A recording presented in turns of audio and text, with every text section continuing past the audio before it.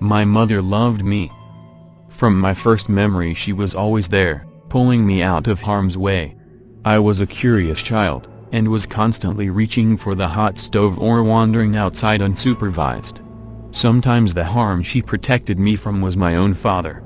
Everything I said and did seemed to irritate him, and any loud noise or even a single word he perceived as disrespectful could earn a backhand across the face, or a swift kick in the back to send you flying down the steps.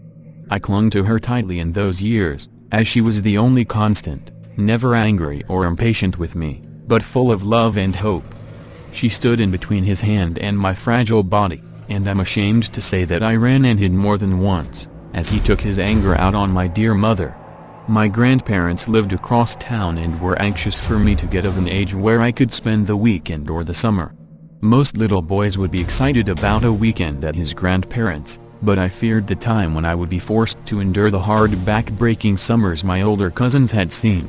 The grandparents thought that hard labor was the only way a boy would grow into a strong man.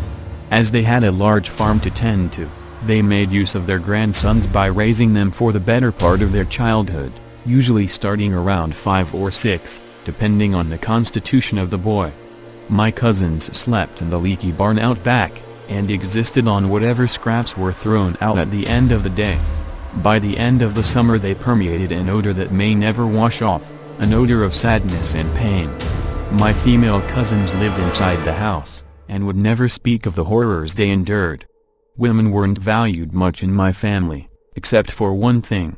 When I was barely 5, my mother woke me up in the middle of the night, covering her hand across my mouth and signaling for me to keep quiet.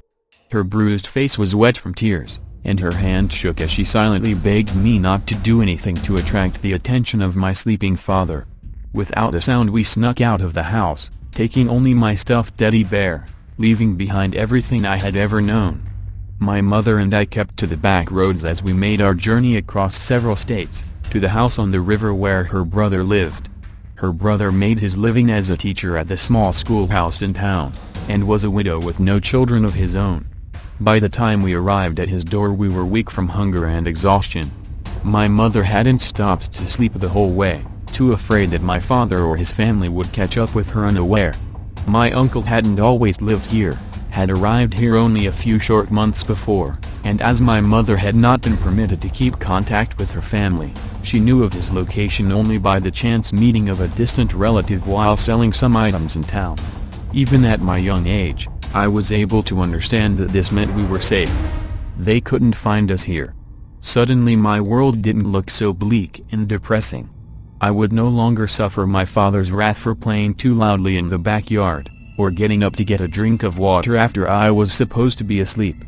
I suppose that given my history I should have been wary of this new man, but he exuded a calm demeanor, and my natural instincts told me that he would never hurt me. For 2 years my mother and I lived in peace in my uncle's house by the river. My mother started working at a small shop in town, and I went to school with my uncle. At night we would eat dinner in the small kitchen and talk about our day. I spent my summers down by the river, fishing or watching the grass grow. I developed a fast friendship with a boy down the road, and we never spent a weekend apart, riding bikes and playing in the woods. It was a sweet time, the best of my childhood memories. But nothing good lasts forever. My mother took ill in the winter I was 7. I was looking forward to Christmas and the break from school, and sleepovers and late-night marshmallow roasting. But then my mother was sick and everyone got very sad. It seemed only a week passed where she went from happy and rosy to pale and withdrawn in her bed. On the morning of the parade in town I begged her to take me. My young mind didn't understand real sickness. I had recovered nicely from the years spent with my father, and was now blessed once again with the innocence and selfishness of youth. Mother pulled herself together and off we went. She held my hand and bought me caramel popcorn at the stand. We laughed and giggled for a few minutes. She appeared healthy and whole again. Then she fell. Right there at the parade in front of everyone. My sweet wonderful mother who always protected me fell to the pavement, and I only stared in confusion. My mother was rushed to the hospital in the next town, and I squeezed into a corner and cried silently. When the nurses came to me and asked me who my father was, What possessed me to utter his name? Why wouldn't I say the name of my quiet uncle, at home at his house on the river? Shock, perhaps, and confusion. I didn't understand that they were asking WHO to call. No, I answered honestly, and off they went. The nurse pulled me into my mother's room and quietly told me my father and my grandparents were both on the way to claim me, my father to comfort me and my grandparents to take me back to their farm to stay. What a lucky boy you are, to have so many people who love you. You'll be just fine. But now you should stay with your mother for a few minutes, and say your goodbyes, they will be here shortly. Inside I screamed in terror, wanting to run and hide, get away from the miseries that were soon to come. But I couldn't leave my mother, I couldn't leave without saying goodbye. As I held my mother's hand and let a silent tear fall, she opened her eyes. She smiled so sweetly at me and said 2 words before she passed from this world. You're safe. My mother passed at the stroke of midnight, December 18th, the year 117. I curled up next to her body and didn't wake when my uncle scooped me in his arms and carried me home. I didn't know that day what had happened to the 2 different cars traveling towards me in the night, to take me away to a terrible place. But I knew I was safe, because my mother had told me so. I grew up in the house by the river with my sweet uncle. When I was 10 he met a nice lady from town, and they married and had 2 children of their own. I was raised as another son, and I was always loved and cared for. Although my new aunt could never replace my darling mother, she took care of me throughout my childhood, and never was a word spoken in anger. Never did I sleep in the barn nor live on scraps. Never did I have to duck to avoid the fist coming at me in the dark. My first year in college, I became curious about what had happened to change the events that were unfolding in my life on that awful night. I did some research and this is what I learned. At midnight, on December 18th, the year 117, my father was traveling from one place in his old blue pickup. He had been working out of town when he received the message that his only son had been found.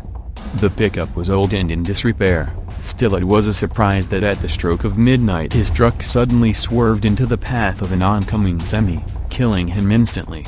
The driver of the semi walked away with barely a scratch. At midnight, on December 18th, the year 117, my grandparents were traveling from their farm across town in their new car, purchased in the last year with proceeds from the farm, and apparently the prostitution of several of their own granddaughters. They were at home when they received word that their grandson had been found. The car was new and not the cheapest model, therefore it was a mystery why at the stroke of midnight the car suddenly pulled to the right while on a mountain road, causing the car to go through the weak fence, and down into the ravine.